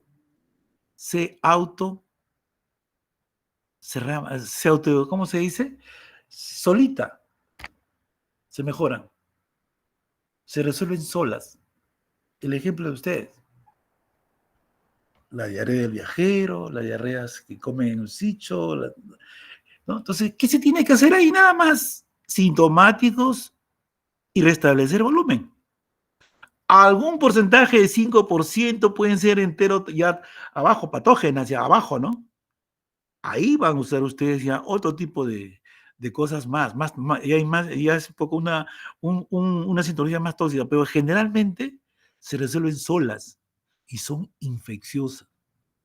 Y el tratamiento es reponer lo que se está perdiendo y sintomáticos. Una paciente, una señora viene con su hijito, que ya tiene su hijito, 17 años. ¿Cómo va a ser tu hijito? 17 años. Tiene diarrea, doctor, ¿qué hago? Desesperada la señora. Digo, si usted viene para que yo le ponga un corcho que le suspende diarrea, no, pues no tiene sentido. La diarrea, el agua es una forma de botar todo lo que no debe estar ahí. Entonces, que se siente, que le den, que chatee, no se sentado ya, pero que le tiene que dar todo el volumen, pues, ¿no es cierto? Hasta que pase, ¿no? El asunto no es que, ahora, si se deshidrata diferente, hay que reponer volumen, ¿no? La diarrea por sí solo no lo va a matar. Lo que puede matar es que se me deshidrate y que haya problemas electrolíticos, con cambios en los electrolitos, perdón. Entonces, pues hay medicamentos que dan, pues vean esos corchos que caupectate, que le hacían, que lo trancaban, lo cerraban ¿cómo se llama? Al intestino, ¿no? Y ya, el organismo quiere botar y no, pues tiene que salir, tiene que cumplir. ¿Cuántos de ustedes no han tenido diarrea? ¿Qué han hecho? ¿Se han hospitalizado? Se pasó un par de días, tomaron sus líquidos, un poquito de dieta, y se acabó. En algunos casos la diarrea es mucho más intensa. Yo le voy a contar mi caso si hay tiempo. No creo que haya tiempo ya. Yo sí he tenido diarrea, pero bravaza. Un poquito más ya me iba para el otro lado, pero menos mal que fue en el tiempo de la bolsita salvadora. Fue post cólera. No fue cólera que tuve, pero fue que tuve que hidratarme. Si yo no vomito, toda la hidratación tiene que ser oral. Y si no resisto, tiene que crucificarme, igual que el HDA. Agua, electrolitos, agua. Puedo tener un shock hipovolémico. Pero esos son casos muy, muy severos ya de diarrea aguda, ¿no? Pero la mayor parte se autoeliminan solas. La diarrea del viajero, la diarrea infecciosa, virales. Las bacterianas, la coli, la yersinia, qué sé yo. El cólera, que no lo tenemos, pero también hay que tenerlo en cuenta. Parasitarias. La gente que viene de la selva, de los trópicos. Entonces, simplemente pregunto, ¿desde cuándo tiene diarrea? Pero cuando la diarrea ya pasó de 15 días, ya no va a ser infecciosa, ya es inflamatoria, hay que pensar otras cosas más, ¿no? Y ahí viene ya el siguiente ítem, ¿no? Entonces, el otro es, ¿la diarrea será orgánica o será funcional? Miren, cuando hablo de funcional es aumento de la motilidad, ya saben ustedes a qué me refiero. Si yo clínicamente, escuchen, clínicamente diagnostico que es motilidad aumentada, ya es funcional, ¿de acuerdo? El mecanismo de acción funcional. Y solamente me quedan 3 diagnósticos. Ya no, todos los estándares van a ser diferentes, pues. Y clínicamente, preguntando, ¿yo puedo saber si es funcional, que está relacionado con aumento de la motilidad? Sí.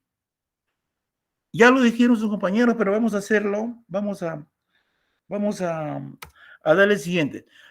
Repito nuevamente acá, cuando yo digo funcional, no es porque esto está en relación a aumento de la motilidad. Porque el enterocito puede estar comprometido, digamos, invirtiendo la función en lugar de absorber como tal, absorbe, pero también secreto, ¿no? Fíjense ustedes estas características que hay acá. Esta diapositiva no lo borro y no lo quiero borrar. Hay modificaciones, pero lo mantengo por una cuestión así de cómo ha pasado eso. Podría pasar en muchos casos, pero la clínica no cambia, pues, ¿no? En la orgánica pueden ser semanas, años, depende. A veces en la funcional, en un colon irritable, puede ser generalmente prolongada, ¿no? El colon irritable generalmente, pues, es crónico. Ustedes van a tener colon irritable el día del examen. Le van a poner 40 preguntas, ¿no? No sé qué pregunta le pondrá el doctor Quino, pero yo no soy tan... Mis preguntas van a ser solamente para inteligentes, nada más. O sea, no necesitan ustedes estudiar. Es sacarlo más, deducir, ¿no? Por esto, por esto. Si es hombre, yo no pienso que es mujer. Si tiene canas, no es joven. Algo así. Y van siguiendo y van descartando y llegan ustedes al diagnóstico. Acá igual, orgánica. Puede haber sangre en las heces. Si hay sangre en las heces, si hay sangre,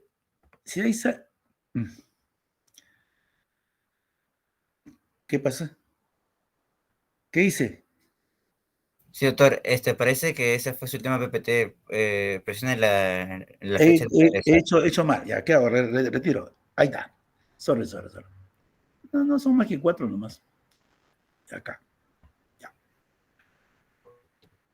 Si yo tengo presencia de sangre, y es orgánica, pues, no hay forma. Generalmente en la funcional no hay, pues, sangre, pues no hay lesión. Cuidado que hay hemorroides, pero eso no está pues, en el intestino, en el colon, ¿no? No tiene nada que ver. Esta del horario la vamos a dejar al final. Si hay pérdida de peso, malabsorción, algo que está aumentando, algo que está aumentando el catabolismo, qué sé yo. En la funcional no tiene que ver porque no hay lesión, pues. Entonces, si ustedes tienen ya pérdida de peso, ya no es funcional, pues. Asociado a la atención pensional, sí, en la funcional generalmente precede o coincide con los síntomas. Hermosos casos tengo yo, que mis alumnos han diagnosticado un colon irritable que estuvo internada en una sala, más o menos 3 meses que se acabó, se quedó en la bancarrota la familia, y ellos fueron que diagnosticaron, mis alumnos, uno de ustedes, así un grupo, que se trataba de un colon, todos los días, no sabes qué cantidad de exámenes le han pedido. En la vida le iba a salir positivo, pues. Hasta que llegó mis alumnos y diagnosticaron, y solamente haciendo una pregunta, ¿no? El dolor abdominal generalmente en la orgánica es frecuente, a veces en la funcional no lo hay, o si lo hay son muy, muy leves. Pero esto es importante, muchachos. Las diarreas orgánicas pueden ser nocturnas. La característica lo tiene que despertar. Generalmente en las funcionales son matutinas, generalmente en la mañana, después del desayuno. Esos pacientes que vienen, almuerzan y se van al baño, eso es funcional, pero tú sabes, para que el chaufa pase todos los 10 metros que tiene que revisar, y el cerimio tiene que pasar el siguiente día o en la noche. No, entonces yo cómo me voy, es como el jodó, pues, ¿no? El trencito, el metro. Machucas el vagón de ahí y sale el último. No sale el que ha salido, ¿no? Ese es funcional. Y a veces les explico a los pacientes y se van contentos. Sí, doctor, tenía usted razón. Yo pensaba que estaba mal del... No, eso es funcional. ¿Qué cosa empieza ahí? El reflejo gastrocólico. El horario, la diarrea orgánica, si ustedes encuentran un paciente, eso fue lo que mis alumnos ¿cómo se llama? Le diagnosticaron esa enfermedad. Y le voy a decir cómo fue ese caso rapidito. Fueron ustedes así, el grupo. Todos, la enfermera colocaba diarrea de anoche, sí. Una vez, 2 veces. Y los médicos pasaban, sí. Todos los días tenía deposiciones en la noche y en el día. Orgánico, ¿no? Y todos los días seguía los estudios. Hasta que el alumno le dijo, ¿a qué hora tienes? A las 4:30 de la mañana, le pregunta, le sonó a las 4:30. Y alguien de ella le preguntó, ¿usted ya estaba despierta? Yo estoy despierto de las 4, doctor. ¿Y por qué se despierta? Porque estoy preocupado porque nadie da mi caso. Y a las 4 de la mañana está de noche, pues. ¿Se dan cuenta? Por ahí empezó la cosa. Tenía ese ritmo. Amanecía con la... Venía los médicos, pasaban la visita, se tranquilizaba. Se iban y le decían, no tiene nada, diarrea. Venían en la tarde de su visita, se levantaba. Se fue a la visita, diarrea. Tensión. Mis alumnos demostraron que era una diarrea. Obviamente, pues las características diferentes, son de poco volumen, ¿no? Y por acá debe estar, ¿no? Hay tensión. Ya, entonces, estos son más o menos, yo le pongo esto, el horario. Una vez uno de los alumnos dijo, doctor, pero este es una diarrea orgánica. No se dieron cuenta que era un guachimán que trabajaba, que estaba más tenso. Hay gente que trabaja en la noche, ¿no? Cuidado, tiene que despertarlo. Ese es uno de los datos que yo les doy. Ahora, eso no quiere decir que eso nomás es para que sea orgánica. Pues si yo tengo presencia de sangre, ya es orgánica, pues no es cierto. Si está bajando de peso, es orgánica, pues no es cierto. Es importante, o sea, yo les aseguro, 90% ustedes van a saber clínicamente si es orgánica y funcional. Y si ustedes descubren que es funcional, ya tienen el diagnóstico. Orgánico depende de dónde está ubicado, pues, ¿no? El siguiente paso es esta, ¿no? Que ya lo han hablado ustedes mismos, ¿no? El intestino delgado o el colon proximal o el colon distal. Y voy a hacer por lo más fácil. Si yo tengo pujo y tenesmo, ¿saben qué es pujo y qué es tenesmo, no? Ya no voy a preguntar, porque ustedes son campeones en eso, ¿no? El síndrome disentérico que está caracterizado por, cuidado, viene el síndrome disentérico, caracterizado por dolor, perdón, sangre, presencia de sangre, pujo y tenesmo. Síndrome disentérico. Si tiene pujo y tenesmo, no va a ser, pues, yeyuno, ¿no? Tiene que ser abajo. Es más, el recto. Ni siquiera el sigmoide es arriba, el recto. Síndrome disentérico. Pregúntenle ustedes a las abuelitas. Esas famosas disenterías. ¿Han escuchado que han hablado ustedes de disentería? Hablen con sus familiares. El doctor ha hablado de disentería. ¿Usted ha visto? Que te van a dar una clase de disentería. Ya no vemos ese síndrome disentérico como era antes. Si el dolor está localizado, voy a empezar de abajo hacia arriba. Periumbilical no va a ser recto, pues no se tiene que ser arriba, intestino delgado, igual. En el hipogastro se acompaña. Es más, ubicando dónde le suena, dónde está el problema, ¿no? ¿Y usted sabe lo que significa saber si es en el colon o es en el intestino? Este es adolescente, este es viejo, ya está. Ya no tienen que preguntar la enfermedad del viejo y del adolescente, ¿no es cierto? Si tiene un olor fétido, ofensivo, qué sé yo, pues tiene que ser mala absorción, no va a ser perfecto eso, ¿no? Tiene que ser mala absorción, eso está en el intestino, que flota en las heces. O sea, cosas chiquititas que te ubican, ¿no? El aspecto también igual, ¿no? El aspecto gomoso, sin alimento sin digerir, es diferente al aspecto pues acuoso, espumoso, grasoso que hay en los intestinos, en la parte intestinal, ¿no? Generalmente el intestino delgado generalmente no lo presenta. Pudiera haber sangrado mejor, pero no lo presenta. Cuidado con el colon distal. En el colon distal, el colon, moco, hay presencia de moco en el síndrome de intestino irritable. Y cuando hay el adenoma velloso hay bastante moco, inclusive hay que tener mucho cuidado con eso. La frecuencia, importante, ¿ya? El volumen es abundante, en el colon intestino delgado. En el colon distal son poco voluminosas. O sea, no puede haber pues una diarrea abundante, voluminosa, que esté en el colon. ¿De acuerdo? Entonces sí van a llegar ustedes al diagnóstico.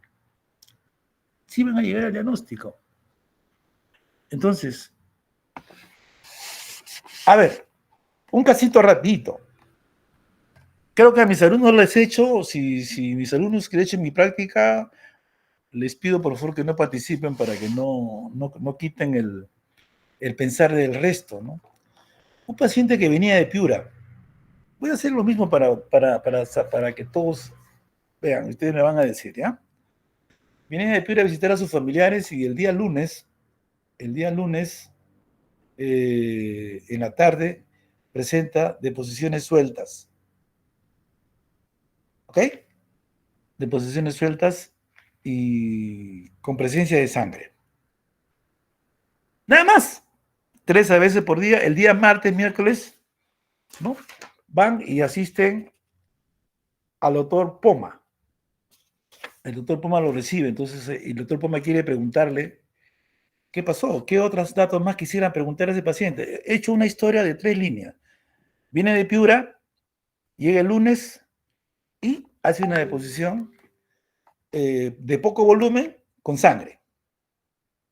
Y que se repite 2 días después, que el miércoles va a ver uno de ustedes. ¿Alguna pregunta quisieran hacer sobre esta historia de una línea? Está abierto. Sí, doctor, me gustaría saber cómo eran las heces, ¿no? Si es que flotaban, no flotaban, o qué contenido tenían. Doctor, era poco volumen y eran con sangre. Cuando usted me dice que si flotan las heces, está asumiendo que eso... A ver, si es poco volumen, es presente con sangre, generalmente eso es intestino delgado o intestino grueso. Delgado, doctor. ¿Intestino delgado es con sangre? Colon distal, orgánico, doctor. Colon distal. Entonces, ¿por qué me pregunta de fetidez? Cuidado con las preguntas. Eso no quiere decir que no me pregunten, ¿ah? Miren, estoy exagerando la historia más mínima para que ustedes puedan preguntar. Tenemos de 32 años que viene de Piura, el domingo está en Lima con sus familiares, el lunes aparece con diarrea, de poco volumen, con presencia de sangre. ¿Alguien más quiere preguntar sobre el caso? El paciente, bueno, refiere que después de ir al baño aún siente ganas de ir al baño. Ah, que si tiene, me está diciendo si tiene pujo o tenesmo. Sí. Ah, muy bien, sí. Vaya, está bien, ¿sí? ¿Por qué, doctor? Eso que te está diciendo si tiene pujo o tenesmo. ¿Dónde está el problema? ¿Dónde está la ubicación? Acabo de decirle en antiguos. Perdón. Claro, si se presenta el tenesmo. ¿Dónde debe estar el problema? ¿En el yeyuno? ¿En el yeyuno terminal? ¿Dónde? No, ese... ¿Alguien? En el colon distal, doctor. Colon distal, abajo, más abajo. Ya póngale nombre, pues, ¿no? Recto. Ahí está el asunto. Sí. Check. 32 años, deposiciones de poco volumen, con presencia de sangre, con pujo y tenesmo. Uy, ya está todo como el libro ya. ¿Alguien más?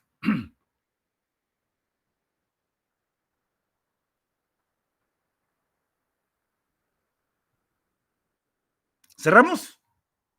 ¿No más preguntas de ese caso?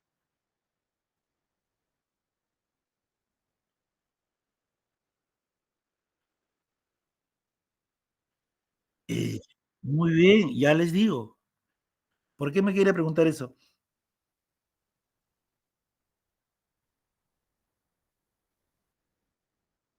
Pero si tiene presencia de sangre, ¿no cree usted que ya es orgánico? Sin embargo, sí. Bueno, sin embargo, de todas maneras también le voy a decir yo, sí tenía en la noche. Lo despertaba en la noche para hacer su posición y era de posiciones con sangre. Entonces ya te está recontra confirmando que ya no es funcional, que es orgánico, ¿de acuerdo? Pues el pujo que tenemos te está confirmando que es en el recto o el colon distal. Vamos a ponerle recto ya. Bien, ¿qué más?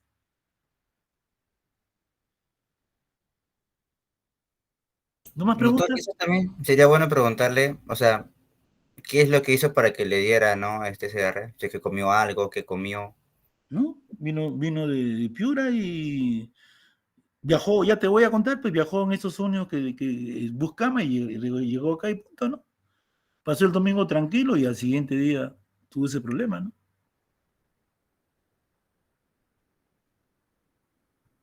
Pero, o sea, Por ahí va la cosa, ¿no? Pues es probable que haya hecho un desorden, no sé, pero no tenemos datos muy exactos al respecto. Bien.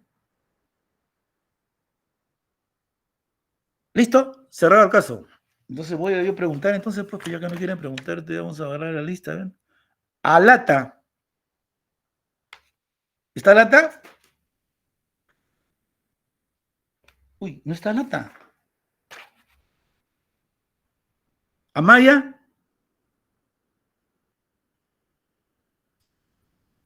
¿Se acabó el cursivo?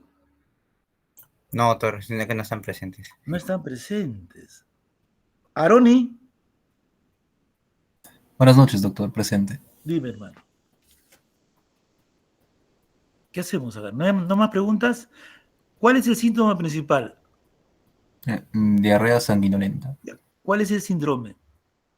Síndrome diarreico infeccioso. Síndrome diarreico infeccioso. Ya, muy bien. Cayali, tu diagnóstico por síndromes. Muy parecido al que mencionaba para mi compañero, doctor. ¿Qué pues? ¿Le puedes poner un nombre especial a ese síndrome? Síndrome diarreico infeccioso. Infeccioso. No sé, pues. Total, tienen ustedes licencia para equivocarse, ¿no? Síndrome Chaico. disentérico también podría ser, doctor. Chaico, ¿qué dice? Sí, doctor, bueno, yo también concuerdo con mis compañeros, ¿no? Porque menciona que las diarreas, bueno, fueron después de que había hecho su viaje, ¿Qué síndrome es? ¿Qué síndrome es? un síndrome diarreico infeccioso. ¿Alguien más puede poner alguien de ustedes puede poner un diagnóstico ya más fino? Doctor, ¿cómo es orgánico podría ser de malabsorción? ¿Ah?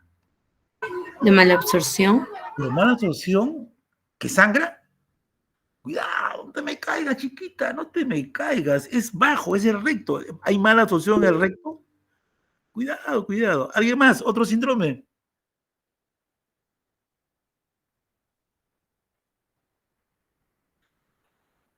Ya, vamos a darle check. Síndrome diarreico, nada más, para no tener. Pero si hemos hablado... Síndrome disentérico. Disenterio. ¿Cómo se llama usted, doctor? Callata, doctor. Callata. Síndrome disentérico. Pues han hablado ustedes en la exposición. Bueno, terminamos ahí, vamos a ver. Entonces, ¿será una diarrea aguda o crónica? Acá está. Aguda. Aguda, doctor, aguda. Aguda, check, aguda. ¿Será orgánica o será funcional? Orgánica. Qué bonito, ¿no? Qué Orgánica. bonito. Orgánica, pues sangra, despierta en la noche, ya. ¿Dónde está localizado? En el El recto, colon doctor. distal. El colon Correcto, distal. Ah, qué bonito. Así sigue bonito, ¿no? El área que está comprometida, ¿es en la pared o es en la luz? La mucosa. El paciente sangra, o sea, hay compromiso pared. del área, si La no, pared. tiene que haber alguna lesión que está produciendo diarrea, que está sudando y que está llorando. No, no le duele mucho, ¿eh? Suda, lagrimea y sangra.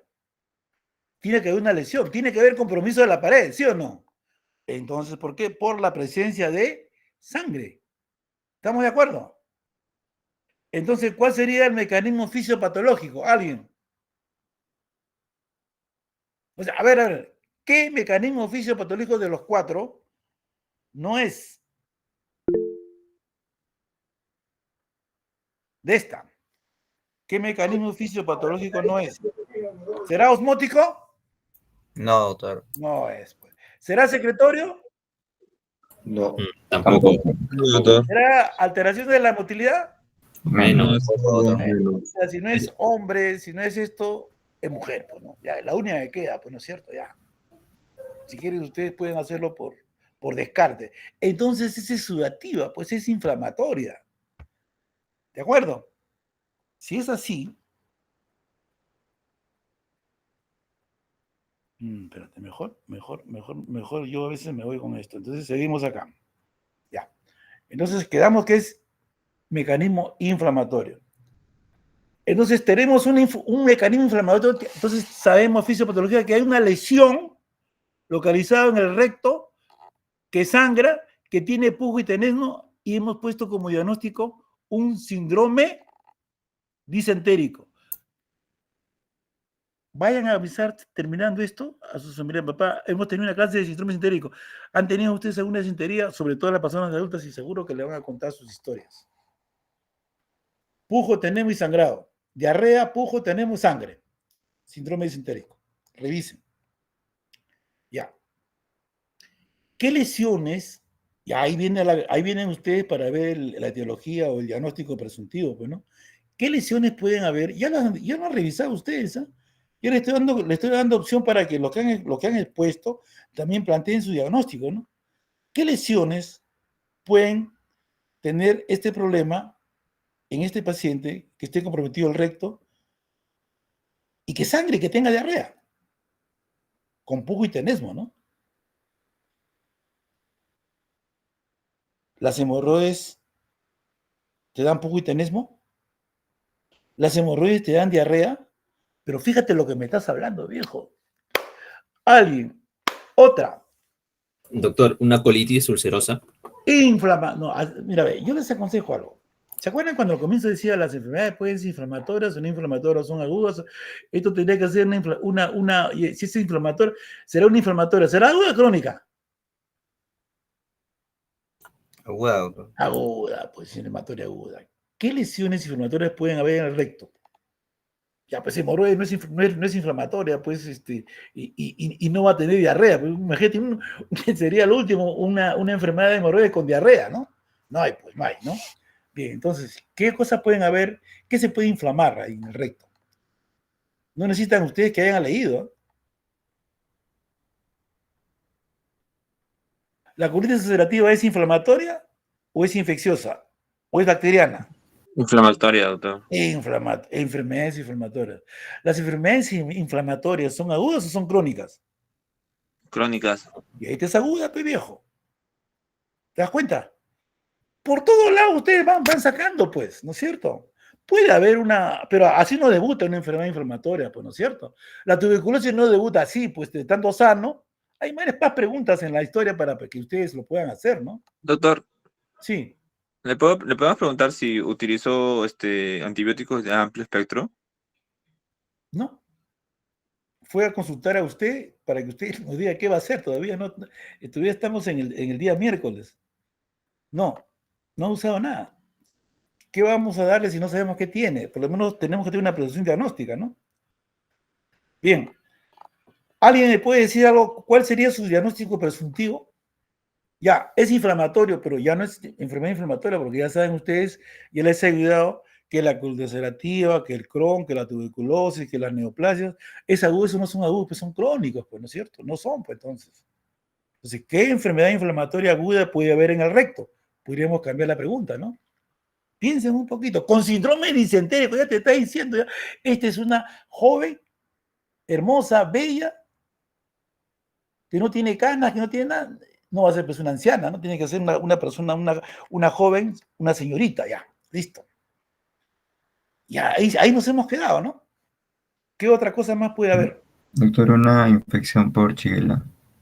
Entonces no sería infección, sería bacteriana, ¿sí? Sí. Bacteriana. A la cabeza de la bacteria, Shigella. Bien. ¿Qué otra cosa más? Entonces tenemos inflamatorias que no lo son. Bacteriana sí, puede ser bacteriana. No solamente la Shigella, puede ser pues, el Balantidium, puede ser la Yersinia, otras cosas más enteropatógenas, ¿no? Que es muy raro, pues, ¿no? Pero la Shigella es la que le gusta ahí el recto, pues.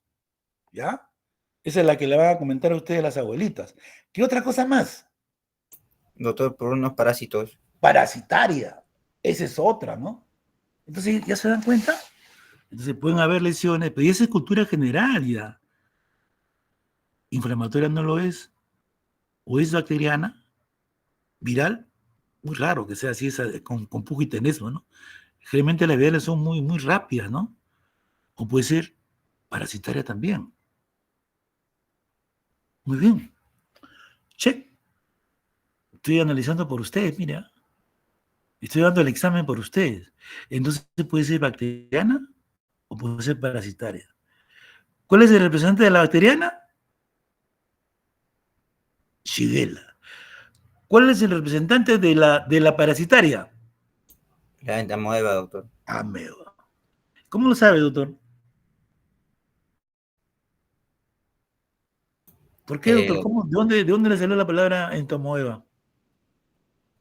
Porque bueno, según estudios es la más representativa de las amebas, doctor. Representativa de las amebas, no, esa es la amebas. Está bien, pero ¿por qué tiene que haber por qué se ubica ahí? ¿Por qué dan esas lesiones? ¿Por qué sangran? Hay que saber, ¿no? Ya sabes la causa, pero ¿cuál es la patogenia que pueden dar? Bueno, no vamos a entrar en detalle. Entonces nos quedamos, vamos a un check. ¿Es inflamatorio o es entonces, ¿es una shigellosis o es una mebiasis? ¿De acuerdo? Aguda. ¿Estamos de acuerdo todos? Sí, doctor. Yo haría una votación así rápido, ¿ya? Bueno, eso sería ya cuando estamos en la pizarra, pues, ¿no? ¿Es Shigella o es ameba?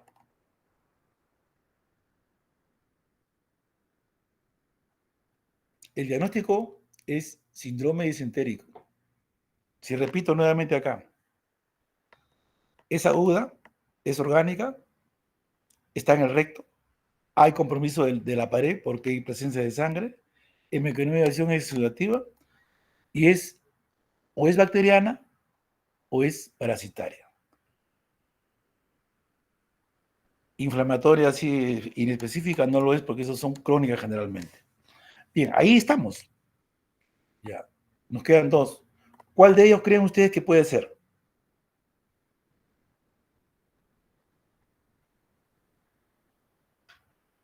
¿Y por qué? Para terminar, doctores, porque yo puedo hacer con casos clínicos, en todas sus historias que tienen ustedes, que han tenido ustedes en su diarrea, enfoquen acá. Es esto, y les aseguro que llegan ustedes al diagnóstico presuntivo y por lo menos al mecanismo de acción. Y si llega al mecanismo de acción, ya tienen todo, pues, ¿no? Aplican ustedes las estadísticas, ¿no? Y ubican, ¿no? Y eso no le tengan miedo, así tiene que preguntar a sus pacientes. Si no se me pierden, pues, ¿no? Ya después usted le puede pedir resonancia todavía cuando es una red, cuando ya no puede encontrar, pero esto es lo más sencillo de poder llevar. Este es clínica nada más, pues, ¿no? Bien, entonces, ¿qué dicen, muchachos? Sometan al voto. Mándenme acá en su lista, pongan ustedes, escríbanme ahí, mío es ameba, mío es Shigella, yo los veo acá. Vamos a salir acá, ¿ya? Dejar de presentar para ver. Ahí tienen ¿cómo se llama? Ahí tienen una forma que ustedes me pueden escribir. Diarrea o, ¿dónde sale su? Acá está. Ahí está.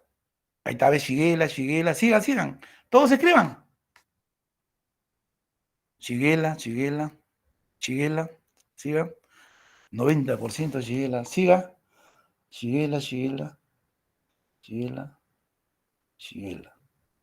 Entamueva, 1. Shigella, Shigella. A Brando no le voy a preguntar porque Brando ya estaba conmigo, ya no. Tampoco a Valeria, tampoco. Ah, no, Valeria sí puede ser. ¿Ah? Valeria, ¿por qué Entamueva?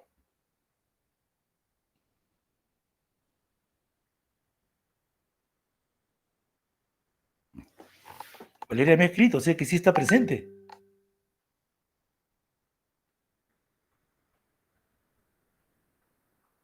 ¿Está Valeria? Sí, doctor, buenas noches. ¿Por qué Ameba? ¿Para dar la contra a sus compañeros o...?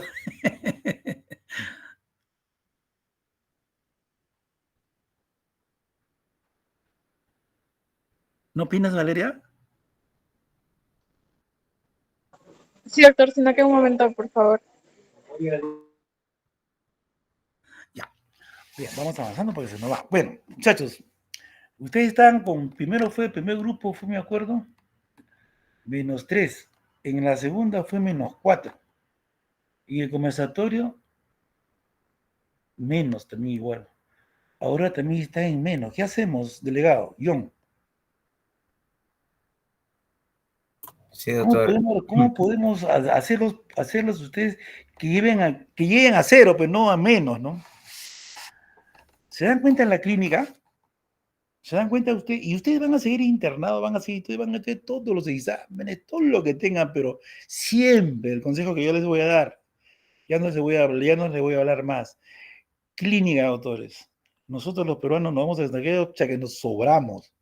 Mientras que nosotros acá le sacamos todo de clínica, llegamos a Estados Unidos, entonces primero el paciente pasa por resonancia y después le pregunta cómo te llamas. Acá no tenemos ni endoscopía.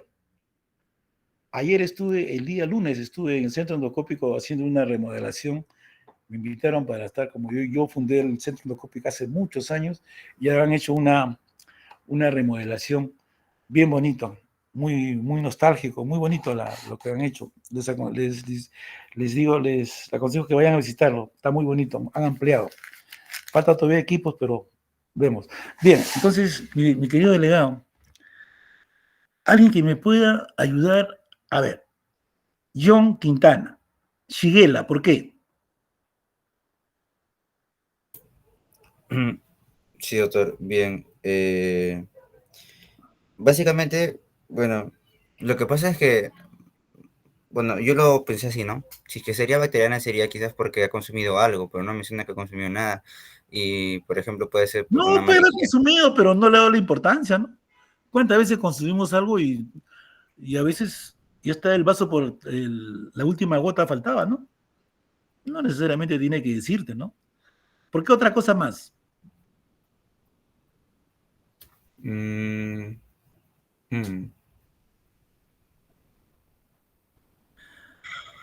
Joseph, Shigella, ¿por qué? O Diego, ¿por qué Diego? Vamos. Sí, doctor. Yo diría que Shigella, doctor, me estoy guiando por el tema del tiempo de enfermedad que tiene el paciente. Porque en este caso usted comenta que el día lunes comenzó con estos síntomas y el miércoles va a consulta, o sea que tiene 3 días de evolución. En el caso de la bacteriana como la Shigella, me parece que los síntomas aparecen en menos tiempo. En cambio, cuando es un parásito como la amebiosis o la entamoeba, tiene un periodo de incubación más largo, ¿no? Serían 3, 4 semanas. O sea, no daría síntomas tan rápidos. Es lo que pienso. Cuando aparece la ameba, aparece ya cuando ya se supone que de repente apareció más antes y ha debutado, ¿no? Ha coincidido de repente que ha venido, ¿no? Bien, está bien. Bien, muchachos, ya con aras del tiempo. A las 9 terminamos, pues ya, sí o sí. Bien. La Shigella es más aparatosa. Otros síntomas concomitantes. Tenía que haber fiebre. Es bacteriana. astenia, malestar, fiebre. La ameba no da fiebre. 1. Segundo punto, que me va a decir Diego, ¿no? Diego no, que me va a decir Diego, pues a Brando. Brando, a ver, ¿cuál es el segundo punto? No recuerdo, doctor, disculpe. Ese es el problema, pues. Hacer la práctica no recuerda. Ya, les digo. ¿Acá hay ameba? ¿Dónde vive la ameba? Un poquito de epidemiología, ¿no? ¿Dónde hay ameba? En las zonas tropicales, doctor. Ya. Viene ese paciente de viaje, Piura, tú, son zonas sanas. Yo puedo equivocarme, pero puedo dar mi presunción diagnóstica. Tiene más de ameba que Shigella. Por la procedencia, ojo, estoy hablando solamente clínica. La Shigella es más aparatosa, tiene que haber fiebre. No necesariamente, pero es más tóxica. Lean, revisen. Estamos hablando de una diarrea aguda, orgánica. Yo puedo hablar de diarrea crónica, funcional. Y puedo hablar de 20 casos así, enfocando lo que estamos haciendo. ¿De acuerdo? Bien. Pero hay una cosa, si me dicen con eso ya no suben de -4, pasan a ustedes a -1 ya. Se van a saltear. No, yo no lo voy a calificar mal. Pero ya le estoy viendo, bebé, que tiene que movilizarse más, pues, ¿no? ¿Qué dice? Y con eso vamos a terminar ya. A ver, vamos a dejar a Jonathan Rosas. ¿Cómo confirmaría usted? ¿Cómo confirmarías? ¿Cómo se conformaría? O sea, ¿qué examen confirmaría usted si es una ameba o es una Shigella? O por lo menos te ayuda a descartarlo. Y con eso se salvan.